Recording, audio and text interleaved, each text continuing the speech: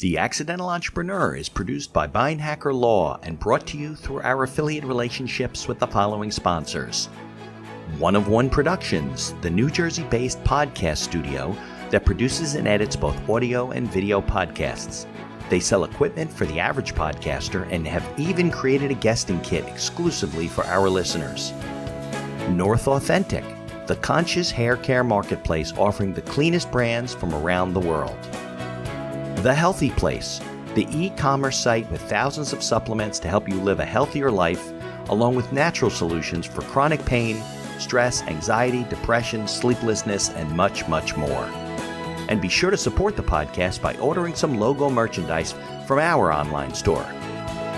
Listen to all of our sponsors' commercials later in this episode and follow their links in the show notes to learn more about their products and services. He said, hey, here's my number. I want to start a record label. Maybe you'll be the person to run it. And I was always someone that, got really excited if someone took an interest in, my talents and abilities. So sure. I started talking to this gentleman and I wrote this business plan and I was really proud of it. And he said, yeah, why don't you, when you get to New York, why don't you run my record label? And I thought, wow, this is amazing. He's going to provide me with a place to live. And this will be that stepping stone to bigger and better things that I could eventually start for myself. And the day that I got there, it turned out to all be a scam. And he wouldn't even meet me in person to tell me to my face. So he was there. He was a real person in the business? He was a real person. He wasn't in the music industry. He was actually a real estate investor. And so you'll appreciate this, had me go from the city, where I landed in JFK, all the way out to Long Island. So I had to drive like an hour and a half to get to his office in Long Island. He made me sit for 6 hours. 6 hours? The waiting room. Yep. 6 hours. Doctors don't even make you wait 6 hours. Literally never came out. And then the receptionist said, he's too busy. He can't see you. Go to this hotel. And they put me in a cab to some, I think it was a Hilton or a Hyatt in Long Island. And he'll call you there. And this was literally my first night in New York. And then I'm sitting there waiting. It's another 3 or 4 hours go by, now it's nighttime. I keep calling, he's not answering, my calls. And then I get a phone call from him and it was, Amy, I'm just letting you know, I'm not going through with the record label. So good luck. And that apartment I promised you, is no longer available to you. And he hung up on me and he didn't even give me a chance to respond. And I was just completely stunned. I broke down crying. And then I just was giving myself a pep talk. And I said, listen, this is a really shitty thing that happened, but there's no other option for me than to just be scrappy and figure this out. I now have no place to live. And then I got a call from the front desk manager saying that he was taking his credit card off the room and I had to come down and it was $200 a night. And I literally had I think it was $100 or $150 to my name at that point. The information provided in these episodes is for entertainment purposes only. It is not a guarantee of success or to be construed as advice of any kind. You should always seek advice from local licensed professionals before making any decisions. The dictionary defines an entrepreneur as a person who organizes and manages any enterprise, especially a business, usually with considerable initiative and risk. People often start a business without much choice, perhaps due to a job loss or just being dissatisfied at work, and they come up with an idea they just know can be successful. They become entrepreneurs by accident. That is to say, their success or failure happens by accident, not with intention. My name is Mitch Beinhacker. I'm a corporate attorney and a business advisor. You're listening to The Accidental Entrepreneur, my podcast about how to achieve success on purpose, not by accident. Join me along with our monthly guests where we share our knowledge and help you get a hold of your business. And now on to today's episode. Hi, I'm Amy Malin. I am a partner at the Trueheart Cause Agency and a co-founder of the Trueheart Social Impact Search Engine. And I'm excited to be chatting with Mitchell on the Accidental Entrepreneur podcast. So, Amy, I want to thank you. I know it took us a little while to connect because you're a very busy person out in Hollywood doing all kinds of fancy schmancy great stuff. And I'm sure that, schedules are constantly being shifted around, especially if it involves, media and television and interviews and things like that. You even hit me and said, listen, we got 45 minutes to do this, which should be plenty of time. So I do appreciate that. But maybe before we get into Trueheart and everything you're doing there now, we go back and tell your backstory and kind of what brought you to the point at which you are in life. Does that sound good? Yeah, absolutely. Okay. Happy to share and grateful to be here with you today, Mitchell, and talk with you on the Accidental Entrepreneur. Appreciate it. So yeah, for me, my personal and professional life are inextricably linked. I decided to devote my life to making a difference in the world because of having survived domestic violence and sexual assault and human trafficking earlier on in my life. And there were so many points where I didn't think I was going to live to see another day. And I made a promise to myself that if I did, I would dedicate my time and my energy to giving back. And in those difficult times that I went through, it was very isolating. You feel like you're the only one in the world that has this sort of pain.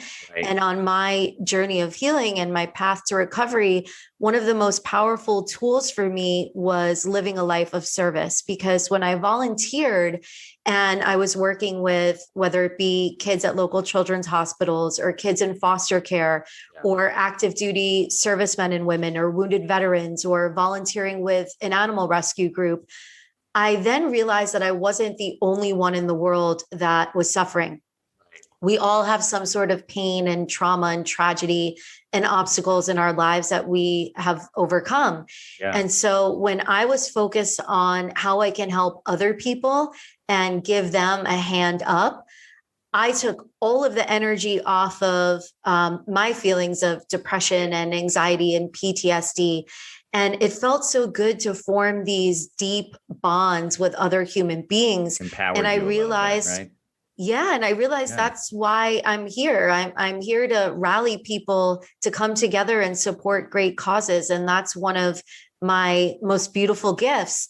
And so that gave, my pain and suffering meaning. Yeah. And I wanted to use them as powerful ways to help others. Right. Well, I mean, isn't that how, let's, for the lack of a better term, use bad actors in the world, take advantage of people because you feel isolated. You feel like it's only happening to you, and they disempower you, if that's even a right word, but they take away your power. But where did you grow up, Amy, originally? Yeah, I'm originally from Miami, Florida. Okay. And then I started our cause agency in New York City 24 years ago. And then I've been out in LA, it's almost 17 years. So I've had the pleasure of, living in Miami and New York and LA, 3 great cities, and having all of these different cool experiences in my life at different points of my professional career. And when I lived in New York, it was the most amazing place to be for me at that point in my life. Right. And my grandparents who raised me, their favorite song was actually New York, New York by Frank Sinatra. Right. And they played that on their record player my whole childhood. And I'll never forget that when I moved to New York at 19, I only had a few $100s to my name. I had a few suitcases. I borrowed the money for the plane ticket to get there. It was literally a life-saving move, escaping this awful situation of trafficking in Miami, and the fresh start and a chance to really have this beautiful, happy, and safe life that I knew that I deserved. But I had my favorite line from that song in my head: if I can make it here, I'm going to make it anywhere. Yeah. And it always kind of fueled that fire in me to never give up, because New York is not the easiest place in the world to make it. That's the whole point of this statement. Yeah.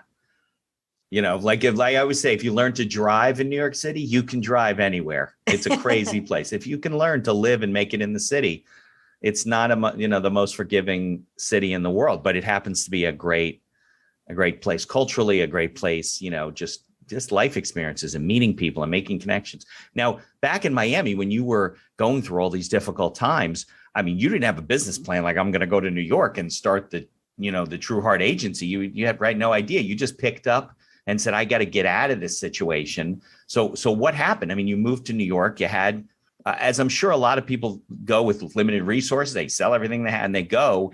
What was if you had any sort of a plan or idea in your head, or you just wanted to get the hell out of there? I don't know.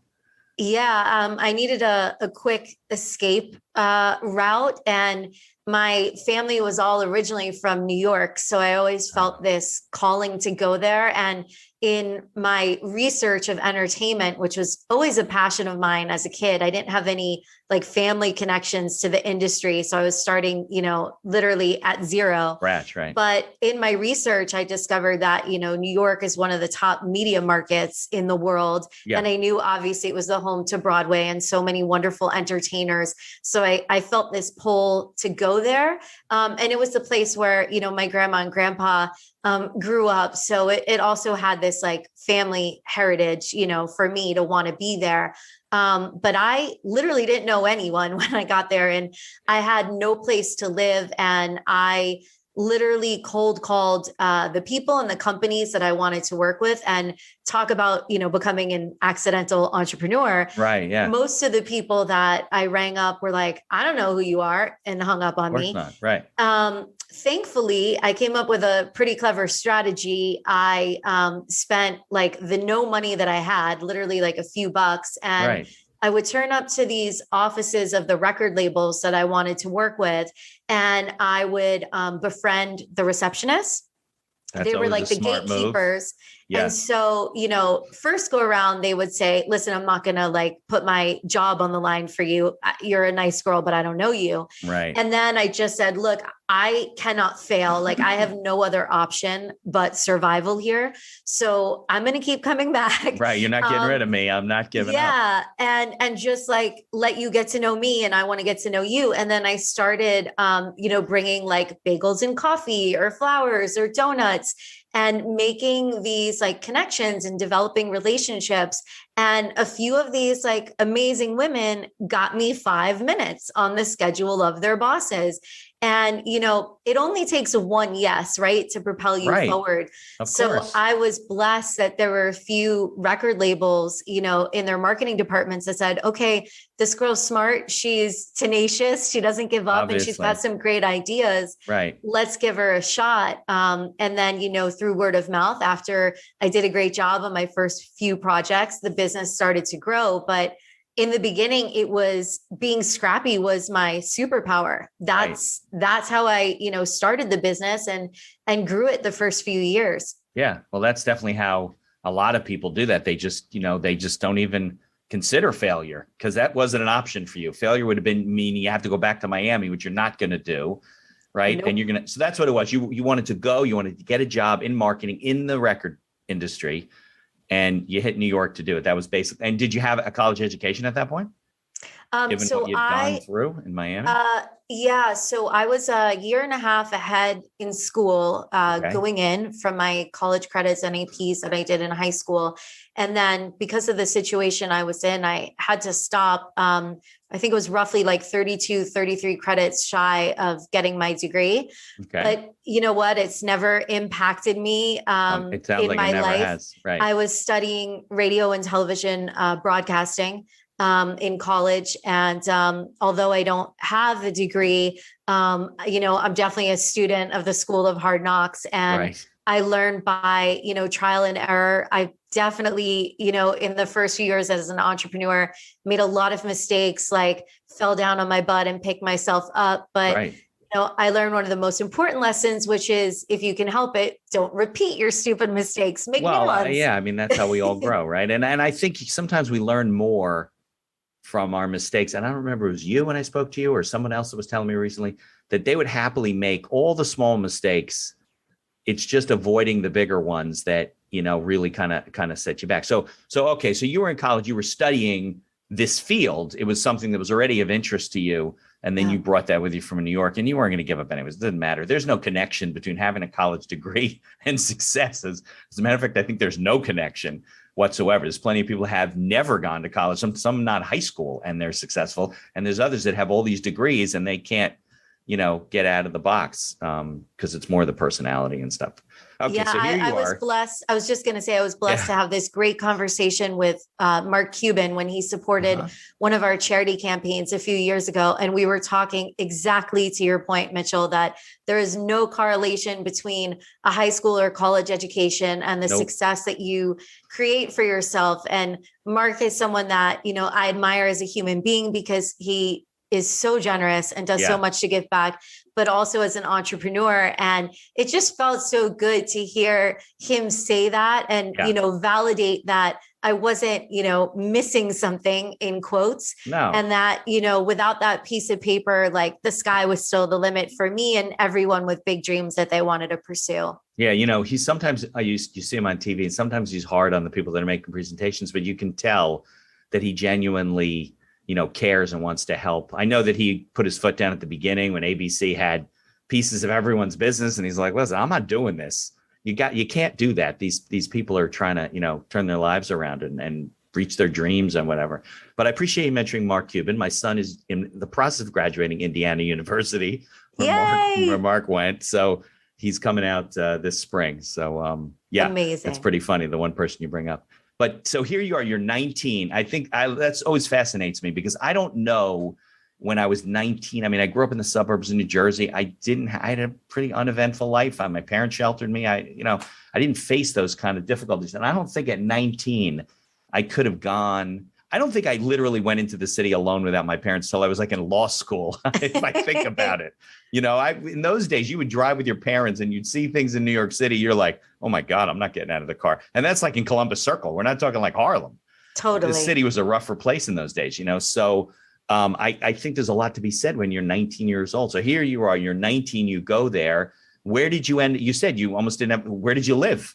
You obviously didn't live in the streets and then show up in tattered clothes to try and get a job, right? So I didn't, I literally knew like nothing. I had no game plan. Initially, there was a gentleman that I met who had offered me an opportunity to run a record label that he was going to fund. And I thought, oh, this will be my stepping stone before I start my own business. You met him in New York when you were there or before? So I went on like one trip to New York, like a few years before, and I was visiting a friend at MTV and VH1. We'll call it like someone I knew through business of doing all these events in Miami. Okay. And this gentleman approached me outside of the MTV headquarters. I was young and naive, so I didn't do like the level of due diligence that I do on everyone now. Right. And it's a little harder then too, right? Now it's easier to do due diligence on people. Right. There wasn't social media then. Right. And so he said, was asking me kind of what my hopes and aspirations were. And I had worked in radio and was a DJ. And, he said, hey, here's my number. I want to start a record label. Maybe you'll be the person to run it. And I was always someone that, got really excited if someone took an interest in, my talents and abilities. So I started talking to this gentleman and I wrote this business plan and I was really proud of it. And he said, yeah, why don't you, when you get to New York, why don't you run my record label? And I thought, wow, this is amazing. He's going to provide me with a place to live. And this will be that stepping stone to bigger and better things that I could eventually start for myself. And the day that I got there, it turned out to all be a scam. And he wouldn't even meet me in person to tell me to my face. So he was there. He was a real person in the business. He was a real person. He wasn't in the music industry. He was actually a real estate investor. And so you'll appreciate this, had me go from the city, where I landed in JFK, all the way out to Long Island. So I had to drive like an hour and a half to get to his office in Long Island. He made me sit for 6 hours. 6 hours? The waiting room. Yep. 6 hours. Doctors don't even make you wait 6 hours. Literally never came out. And then the receptionist said, he's too busy. He can't see you. Go to this hotel. And they put me in a cab to some, like, I think it was a Hilton or a Hyatt in Long Island. And he'll call you there. And this was like literally my first night in New York. And then I'm sitting there waiting. It's like another 3 or 4 hours go by, now it's nighttime. I keep calling, like he's not answering, my calls. And then I get a phone call from him and it was, Amy, I'm just letting you know I'm not going through with the record label. So good luck. And that apartment I promised you, is no longer available to you. And he hung up on me and he didn't even give me a chance to respond. And I was just completely stunned.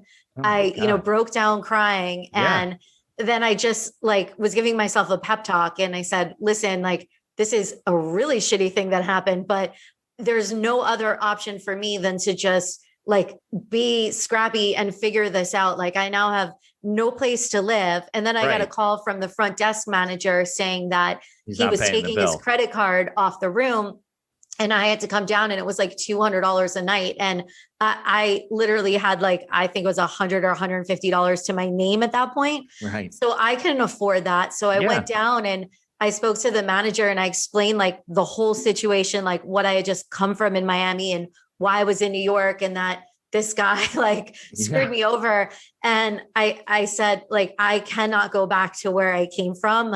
This is my chance to actually live, to survive. And so please, can you help me? And he paid for me to take a car to the city. And I just said, all right, I feel like if I can get back to the city, I'll have more opportunity to make some phone calls and more resources and more help rather than being in Long Island where I literally knew nobody. Right. And wasn't familiar with anything out in Long Island. How did you get out there to begin with? You said you drove out there. Oh no, I was in a taxi. Yeah. From the airport. So you had to, they paid for that? I made them pay. Yeah. I mean, I couldn't afford it. Right. So then I went back to the city and I got dropped off at Grand Central Station. This is again, I knew just these landmarks. Of course, that's what you know. Where do you want to go? Yeah. Take me to Grand Central Station. And I was literally sitting on the floor with my 3 little suitcases, just crying my eyes out by this payphone. This was the middle of the night? Yeah. Now it's midnight, 1 a.m. And a police officer came over and, was are you okay? What's going on? And I said, I just moved here today, but I don't have a place to live. And I don't know what to do. And I'm scared. And I moved in the winter. I didn't even own a winter coat. I had no idea what winter you were from was. Miami, right? Yeah. I didn't think about it.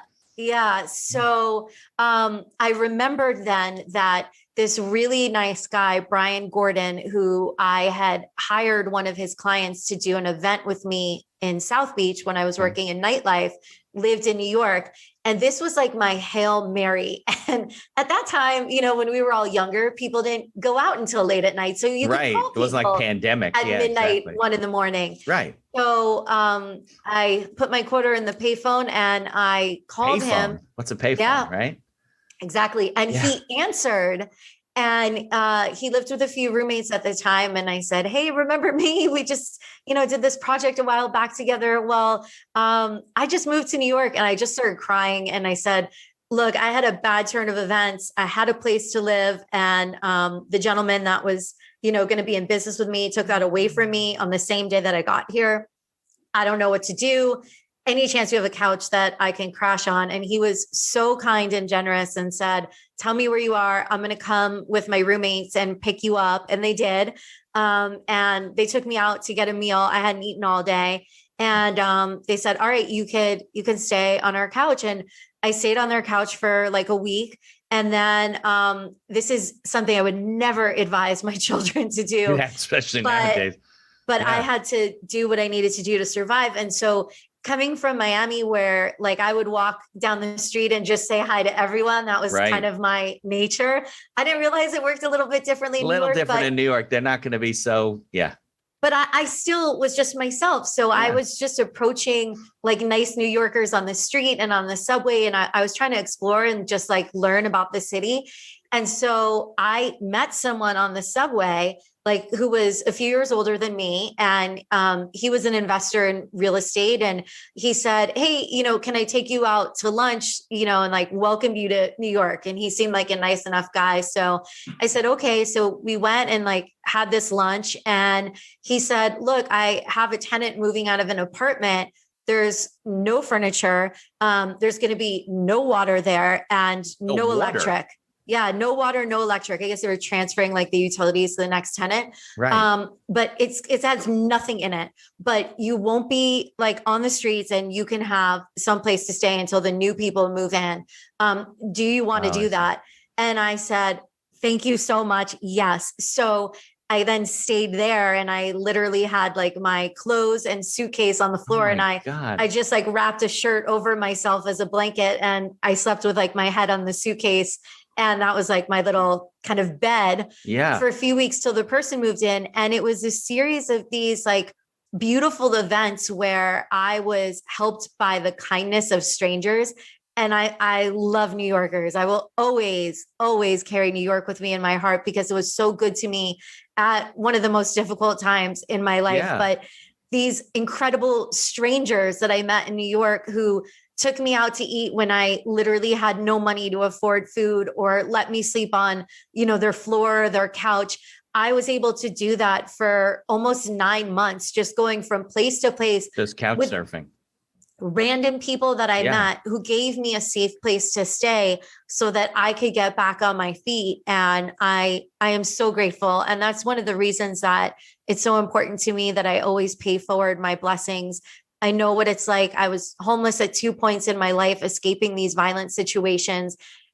When I lived in New York, after I got there, I was on a $3 a day budget for food. That's all I could afford. So I had the same egg white and cheese sandwich and coffee from the corner bodega. And then my dinner was a 99-cent pack of trail mix. And oh my God, that was just so I could get like enough nutrition to sustain for the first few months. Here's a word from our sponsors. Looking to get into podcasting? Maybe to market your business for your own enjoyment, or because you have a message you want to get out there. One of One Productions is a New Jersey-based studio just over the George Washington Bridge that caters to the booming business of podcasting. They offer a comfortable atmosphere using the latest technology available to record your podcast. And they are a full-service media company offering both audio and video production services, creating both audio and video podcasts as well as video shorts for business and personal use. Professional audio equipment packages are available through their website for all budgets, and be sure to check out their podcast guesting kit, created specially for our listeners. Care for your health, care for the planet, and look flippin' great doing it. North Authentic is a conscious hair care marketplace offering the cleanest brands from around the world. Their pro stylists curate only the most fabulous non-toxic hair products with better-for-you shampoos, serums, masks, and more that actually give you gorgeous hair without hurting your health or the planet. Hey, you've only got one life, one planet, and one glorious mane. Might as well treat them all as best you can, right? Try a 100% clean hair care routine prescribed just for you using their link in the show notes. If you don't see a big, beautiful difference in how your hair looks and feels, you can tell them they're crazy. Do you battle chronic pain, stress, anxiety, or depression? Well, if you take any supplements or you're interested in natural alternatives, you need to know about FindYourHealthyPlace.com. Find Your Healthy Place has thousands of supplements to help you live a better quality of life, as well as natural solutions for chronic pain, stress, anxiety, depression, sleeplessness, and much, much more. Need guidance? Use their live chat feature and talk to a wellness consultant right on their website. And be sure to use our coupon code TAEPodcast for all your purchases to get the best prices at FindYourHealthyPlace.com. Follow their links in the show notes to learn more about all of our sponsors. And now back to our show. I know what it's like to not have enough. And anytime I see someone who is, a neighbor that's living on the street, or someone who can't afford food to eat, I always run around with these snack packs in my car and I give them out, or I buy, grocery store gift cards, or buy someone a meal, because I feel so privileged to be in a position to have enough for my family now. And I just always want to pay it forward and help when I can. Oh my God. See, that's why everyone, I don't know if I should cry or I mean, your story is unbelievable. And so when you write your book, if you're not working on it already, because you I've been should working be. on it for like 10 years. It's almost done. It should be called The Kindness of Strangers. I mean, you got lucky that nobody was a creep, nobody tried to take advantage of you. That happens so often. But I mean, it's such a good story about not just, perseverance and overcoming difficult odds, and that, it works out if you just keep working on it. But it's probably a good networking book too. I mean, you're out meeting everybody and approaching people with very few people could go to a city, right, and say, hey, I want to move here and I want to start a business or a career or whatever. And I know nobody. I mean, I know very few people that are able to do that. You got to be a hell of a salesperson, or you got to have a hell of a, what's the word? A lot of, self belief. And maybe your situation helped in that you didn't really have a choice. Like you weren't going back. You weren't giving up and say, well, I'm going to go back to my parents with my tail between. That wasn't an option, right? Yeah, I can only move forward. And so, keeping my eye on my goal of just feeling like I was physically and emotionally safe and had a chance to create the life that I had always imagined for myself. Quitting was never an option. And there were some really difficult times those first, few years in New York. And I learned a lot of priceless lessons. But most importantly, I discovered that I'm unbreakable. And obviously, these things that happened in my past, they didn't get the chance to, ruin my present and destroy my future. I survived all of them. So that just proved that I had the staying power to still be here. And that, with a lot of determination and hard work and grit, I was able to build something beautiful out of nothing. And I think everyone has that within them. You just need to learn how to unlock, those gifts. And when you can tap into that passion, whatever it is that sets your soul on fire, you really can make your dreams a reality. And you can really build a business that not only, generates success for yourself and your family, but hopefully more importantly, also makes an impact in the world and gives something back in a beautiful way. Yeah, no, look, there's people that are going to go one of two ways having those kind of experiences, right? One, they're really mad at the world. They don't, they feel victims. They constantly have negative energy in their life, and they end up on that road. And you didn't end up that way. It made you appreciate everything more, drove you to do even more than, look, a lot of people do charitable things. They don't make it their life's work. And you you're a social entrepreneur. I mean, you're the quintessential example of that. So there's a lot to be said about that. And I think, I don't know. I met a lot of people. This whole podcast has been a big social experiment for me, meeting different kinds of people and different kinds of scientists, and people have studied this and that. And I think that there's something about certain personalities and people that, like you said, they're just not, breakable. So there's a lot to be said. And I would like an autographed copy when they first come out. I want to get an early copy when they come out. So I appreciate that. So let's go back. So now this is about 25 years ago, right? Yeah. When you finally turned the corner, or you found what you wanted to do, so how did you come to that? Because you wanted to work in a record label, right? Well, that for me wasn't the ultimate goal. That was just like a stepping stone. And when it didn't work out with this shady investor guy, I just decided that I was going to start my own company, and the record labels were going to be my clients. So those were the folks that I, showed up at the office and said, hey, let me market, your records, and let me produce some events for your artists. And that worked out. And that was the way that I started building my business. One of my first projects that I had the pleasure of working on was a white label remix for NSYNC. And at the time, they were one of the biggest bands in the world. Right. And it was also crazy how that happened, because I met someone out at a club, and I'm a non-drinker, but my background is in DJing, and as I said, working in nightlife. So I figured I felt at home. Like if I went there, I would end up meeting some good people. And as it turns out, I met this guy who actually knew a friend of mine and someone that I dated when I was in college. Connection. So it felt safe. And he said, well, I work in entertainment and so does my roommate. And we're going to have this cocktail party and it's all people in the industry. You should come. Well, I got the time of the party wrong and I showed up an hour early, but it was the best thing. Yeah, it was the best thing that happened. So when Aaron, the gentleman who I met at the club's roommate, answered the door and told me that I was early, I said, no problem. Let me help you set up. That's kind of like my forte is, planning and hosting events. Yeah. So as we're like preparing, the hors d'oeuvres, I'm listening and in the background, I hear the song that's playing. And I said to Aaron, wait a minute, is that a Teddy Riley like bass riff? And his jaw just dropped. And he said, knew that. Yeah. Yeah. He's like, that's so specific. How do you know that? And I said, look, I'm a nerd for music. That's kind of my thing. And I DJ'd for a while. And he said, yeah, you're absolutely right. And then the chorus kicked in and it was bye, bye, bye, but it was done in this cool like R&B remix that Teddy Riley produced.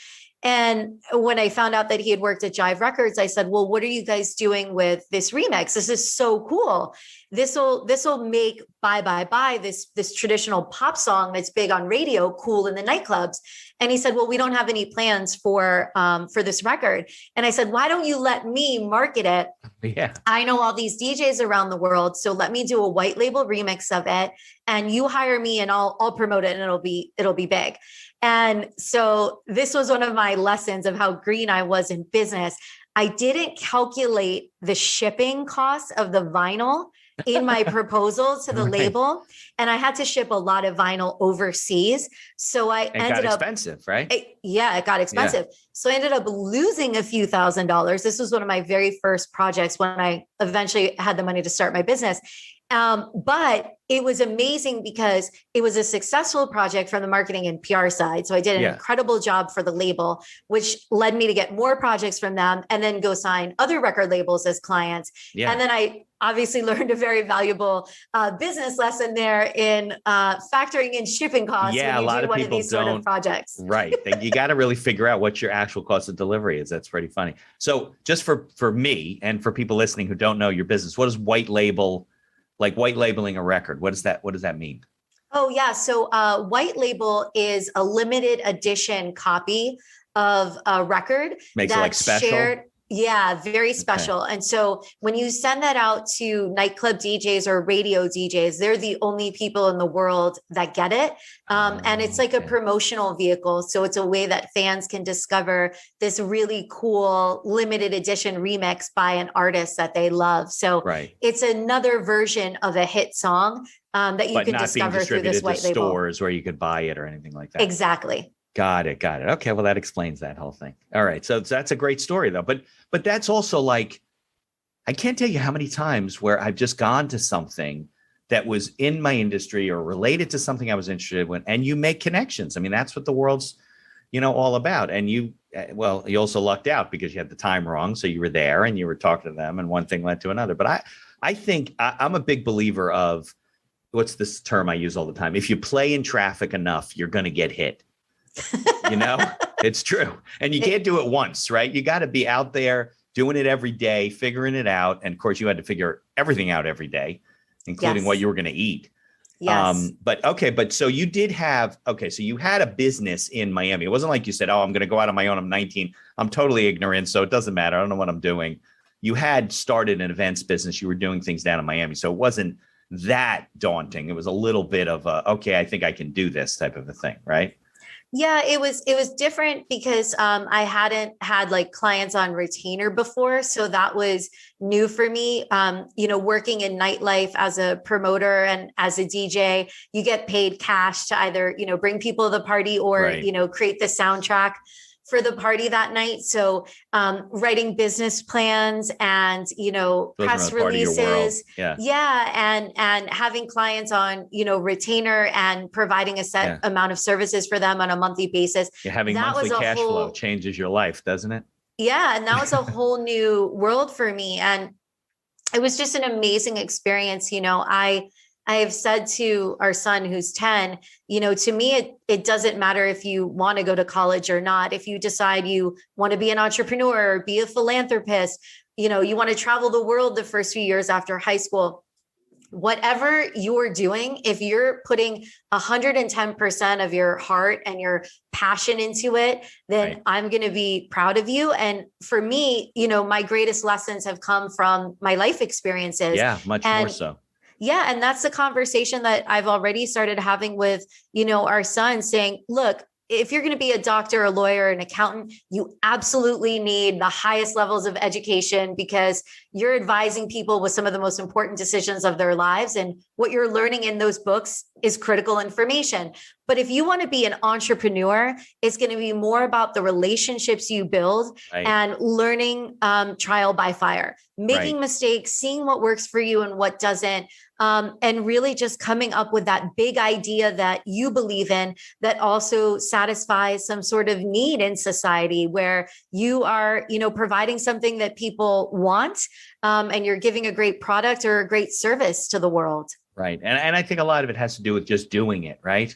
Yeah. Because some people just like, they write a business plan, they took this course, it's got to be perfect, they haven't started yet, and they're going to make mistakes anyway. So there's ways, and you grow into things that you don't even expect, right? You ended up doing all these different things just because they kind of, you either fell into them or you connected with somebody and you said, hey, you saw an opportunity. You didn't have to ask them, hey, what are you doing with that record? Yeah, I could have just listened to it. Yeah. I could have just been bopping my head and that's cool. enjoying it, right. and then let the moment pass by. But I think it's having this awareness, kind of always, being a really good listener, and then knowing how to connect the dots. Like, okay, wow, here's a moment where I can step in and say, I've got these skills and talents, and I have something to offer. Maybe we can create something together here. Sometimes you get lucky and an opportunity presents itself, but I think the majority of the time you have to create those opportunities for yourself by recognizing this is good timing. I'm with the right people, and there's an opportunity to present where I can add value. I think if you're always being a person who's trying to be of service and add value, people really appreciate that, and they want to work with people they know, like, and trust. Right. So if you're one of those people, you're going to be someone that people are going to want to have around and collaborate with. Definitely. It's definitely positive vibrational energy, having the right attitude, and people they don't even realize it. It's subconscious. They just get attracted to you, and they want to, they meet you and they're like, I don't know what she's doing, but I want to participate in it. And there's a lot of people like that. Okay. We could go all over the board here, and I know you only got about 15 minutes or so. So let's talk about, Trueheart and kind of how you developed into doing that, and what it was then and what it's become now. Because obviously you're doing other things before you got on the charitable route, but maybe you want to fill us in, and then we'll talk about how people can get involved and meet you and connect.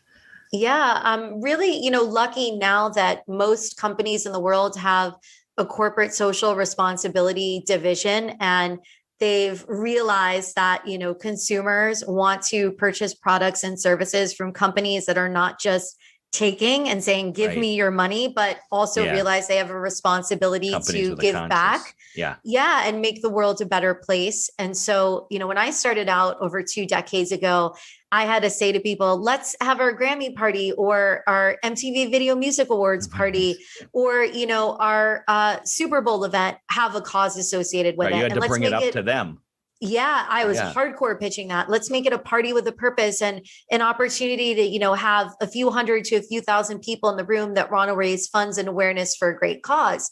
There were a few other early adopters, at that time, who also were heart-centered people that said, absolutely great idea, let's go for it. Right. Now everyone's doing it, which is amazing, because it just makes the world a better place. Right. Absolutely. So, with the Cause Agency, we specialize in connecting celebrities and purpose-driven brands to come together and help raise millions of dollars for deserving nonprofits.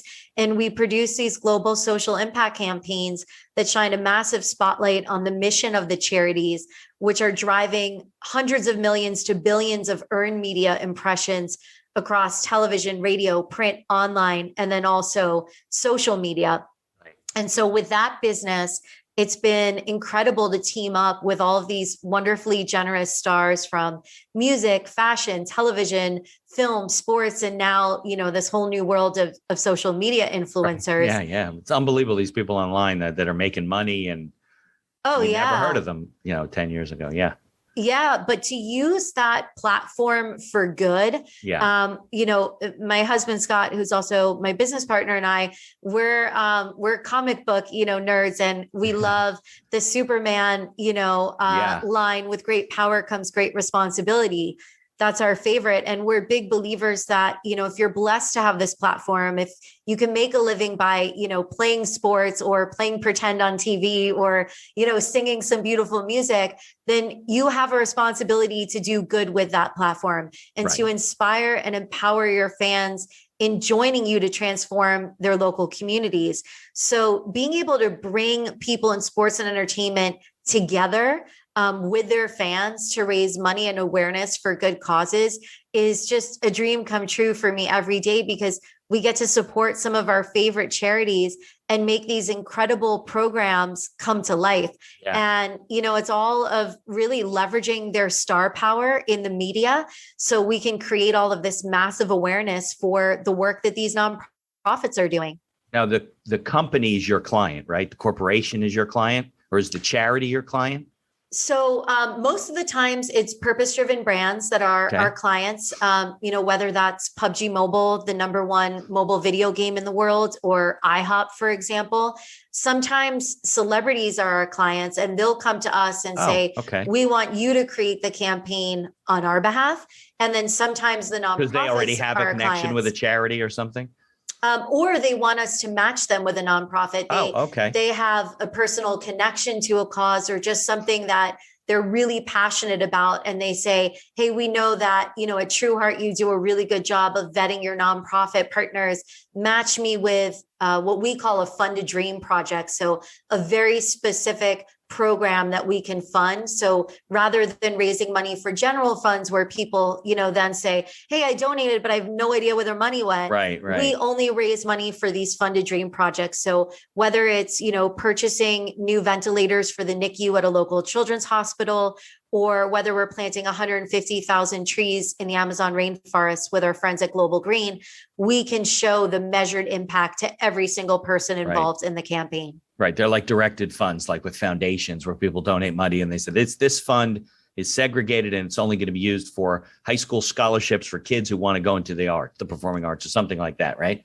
Exactly. Very and then directed. We produce these beautiful impact videos. So where we get to show the celebrities, all the donors, our friends in the media, where every dollar went to make a difference. And then when we ask people to support, on campaign 2, 3, or 4, everyone is so excited because they feel like together we really accomplished something. And they then understand that we do all have the power to make a difference. So you have really people entering the system from all points. You're matchmaking and introducing and connecting them all. So, but you obviously couldn't start. Well, I guess you were in the record business. You were with celebrities, so it was easier for you to pivot and to get in front of these people. And you knew how to do it, right? And which helps. But you've been able to do so much good with it. So let's talk, because I know you probably have like 5 minutes. And then they'll be like, Amy, you're on set too. Tell us about the website, because I know Trueheart's now got a website. It's almost like a search engine, right? Could you explain what that is all about? People can go look Trueheart.com, right? Absolutely. Okay. So we launched this summer our Trueheart Social Impact Search Engine. And the reason why Scott and I created it is, we feel like there are billions of people in the world with big hearts who want to give back and make a difference. But most people don't have disposable income to donate to charity. And they've been largely excluded from philanthropy. And we thought, that's unfair. And there's got to be a better way. To donate your time, right? Volunteer. Yeah. So using the power of tech for good, we created our own search engine. We teamed up with Bing. So Microsoft powers our search results. Okay. And when you search with us at trueheart.com, we donate 80% of our net profits to our 6 amazing charity partners who work tirelessly every day to help people, animals, and the planet. So whether you're 8 or you're 80 years old, if you're, looking for that cute puppy dog video, or you're checking the weather, or you're making a dinner reservation on your phone, your tablet, or your computer, this is a way that you can consciously take your power back and commit to having your searches make a social and environmental impact. Okay, I misunderstood then. So Trueheart is really an overlay to Bing, where you can do your searches, but it directs a lot of the revenue to charitable organizations. Right. So like any search engine, we make money if you click on our organic ads. And then we also have affiliate partnerships set up. So, if you buy something from Target or if you book a trip with our travel partner, TripAdvisor, then we make a small percentage of revenue. And so, a lot of people don't realize that the global search engine industry makes hundreds of billions of dollars every year. Yeah. And all in that little wealth tiny increments because there's so much searching going on.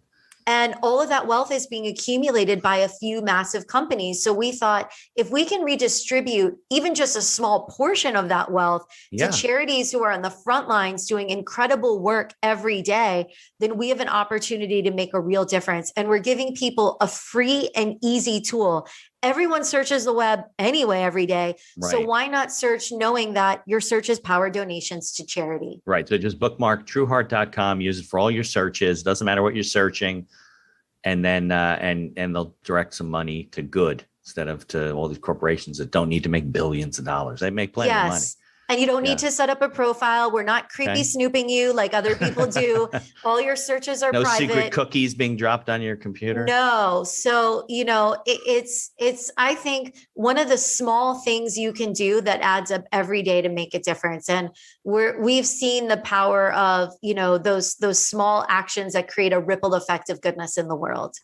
Okay. So before you run away from me, and jump off the thing.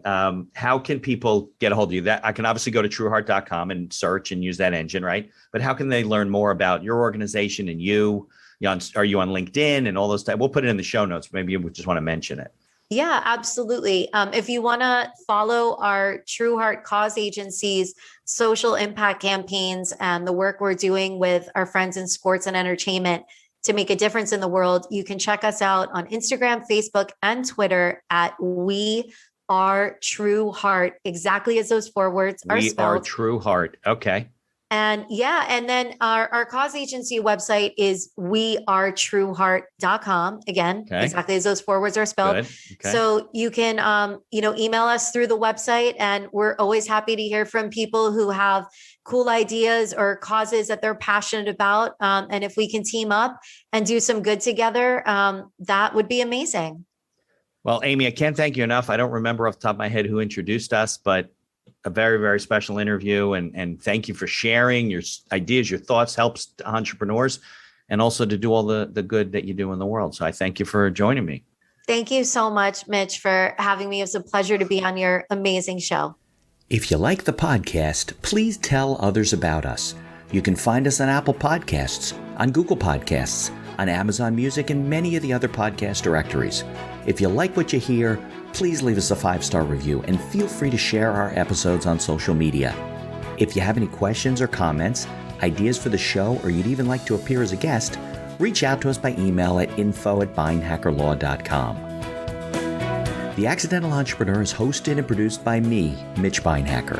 If you'd like more information about my legal services, you can find me on social media or visit my website at beinhackerlaw.com. Thanks for listening, and be sure to subscribe to our feed to be notified of all future episodes.